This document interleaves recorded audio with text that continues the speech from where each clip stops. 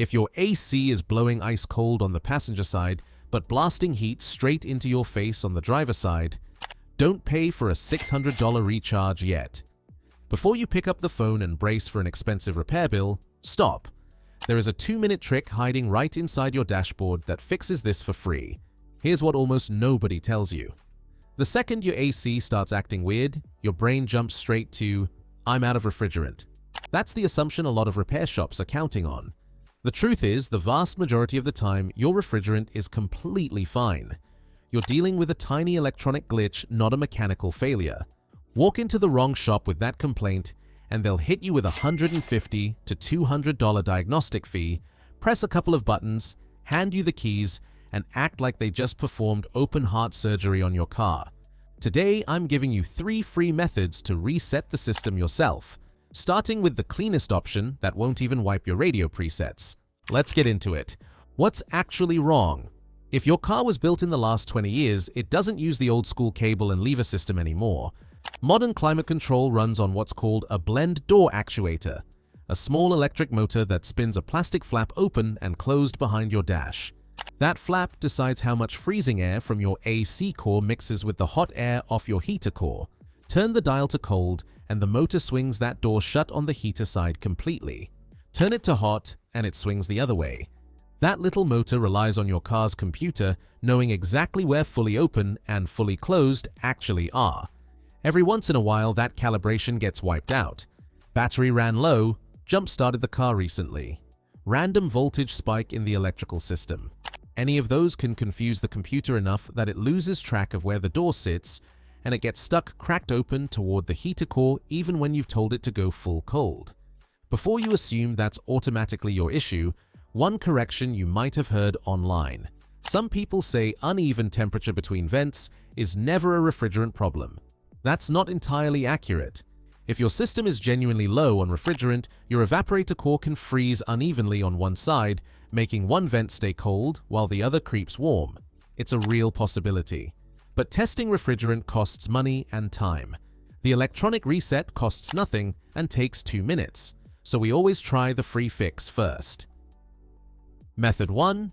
HVAC fuse pull. This is the cleanest method on this list. It targets only the climate control module, nothing else. Your radio presets stay, your clock stays, your saved settings stay. Just the HVAC system gets the reset it needs. Pop the hood or find the interior fuse box. Your owner's manual shows which one has the HVAC or climate control fuse. Pull that specific fuse, leave it out for 60 seconds, reinstall it, turn the key to the on position without starting the engine, then leave everything alone. You'll hear it working. Faint whirring and clicking from behind the dashboard. That's the actuator physically sweeping the blend door from fully closed to fully open, letting the computer remeasure its own boundaries from scratch. Wait until the clicking stops completely before touching any controls. That's the whole procedure. 60 seconds with the fuse out. Less than a minute of relearning. If this fixes your problem, you're done, and you didn't lose a single saved station. If nothing happens or the problem comes back, move to Method 2. Method 2. Button combination. Reset. Most manufacturers build a secret recalibration sequence directly into the climate control buttons, almost like a hidden handshake between you and the computer. Turn the key to the on position, but don't start the engine. Then press and hold a specific combination of buttons on your climate panel for 5 to 10 seconds. Every brand is different. On many Fords, hold off and defrost together, then tap auto. On many Chrysler and Jeep models, hold dual and recirculate at the same time. On many Toyotas, turn the system to max cold and cycle the ignition. Since every manufacturer is different, here's exactly what to type into Google right now. Your car's year, make, and model, followed by the words HVAC calibration sequence. That search gets you your exact button combination in seconds. Once you find the right combination and hold it, pay attention. The screen might flash and you'll hear faint whirring and clicking behind your dashboard. That's the actuator physically sweeping the door from fully closed to fully open, letting the computer remeasure its boundaries from scratch. Once the clicking stops, your recalibration is done. If this doesn't work either, time for the nuclear option. Method 3. Battery disconnect. This forces the entire body control module to forget its corrupted memory by cutting its power completely. Engine off. key out.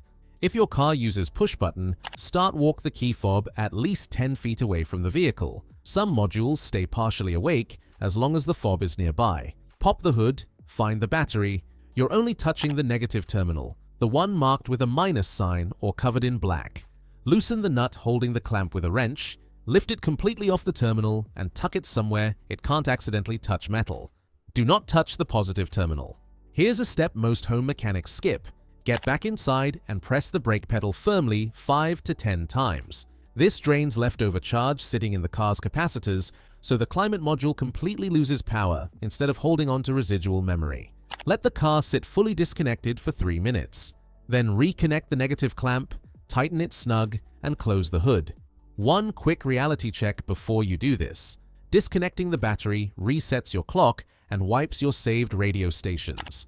On older Honda and Acura models, the radio might lock itself and ask for a security code once power comes back. Check your glove box for the owner's manual or look up your VIN online for that code beforehand.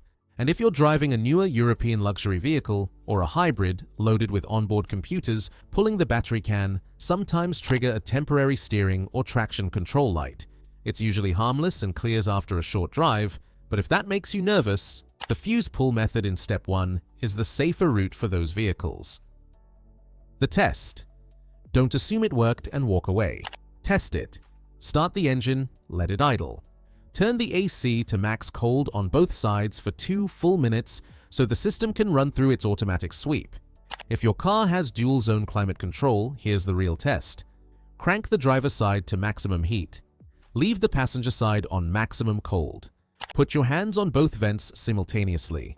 If one side is genuinely scorching hot and the other is ice cold at the same time, your actuators are fully recalibrated and talking to the computer exactly the way they're supposed to. You just saved yourself a diagnostic fee and possibly a refrigerant recharge you never needed. When this won't work. 3 signs. This reset is not your solution. First, if you turn the car on and hear a relentless clicking behind your glove box or center console. Click, click, click, click. That's a plastic gear inside the actuator that has physically stripped itself. No computer reset fixes broken plastic. That part needs replacing.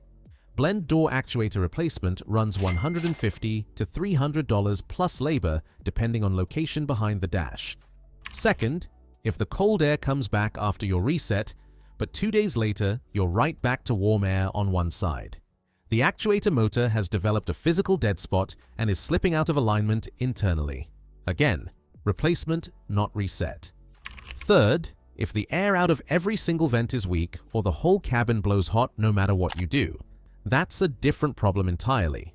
Clogged cabin air filter, genuine refrigerant leak, compressor issue. None of those were ever going to be fixed by a calibration reset. 3 methods, 2 minutes, $0. HVAC fuse pull first, cleanest option preserves your settings. Button combination second, manufacturer specific, Google your exact sequence.